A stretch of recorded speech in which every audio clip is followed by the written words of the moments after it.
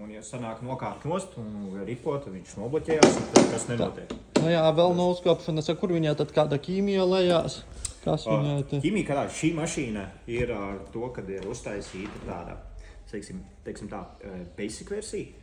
Tātad tāda viegli standartizēta, viņai nav nekādas dozācijas sistēmas. Jūs vienkārši priekšpuses ir trauks, kas ir tvertnes korķis, kur ir arī norādīts ķīmijas daudzums. Jūs varat ielikt šeit, ieliet ķīmiju iekšā un uzpildīt viņu pilnu ar tīro ūdeni. Jā.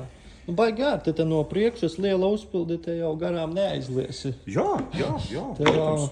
Jā. Nu, šādām, jebkurā gadījumā, klients, kas vēlas šādu tipu mašīnas, noteikti ir nepieciešama tehniskās telpas, kur mēs kādā veidā izliesim laukā netīro ūdeni un uzpildīsim tīro ūdeni.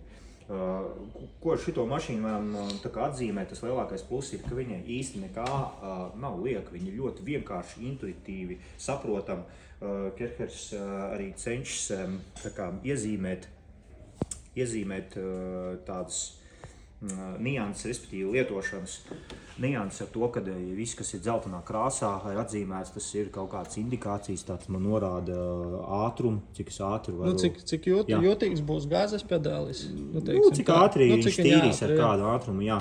Tad ir svira, ko mēs nolaižam lejā, lai mums sākt berst virsmu. Ko šitais augstumi? Tas ir nolaižot laktu lejā.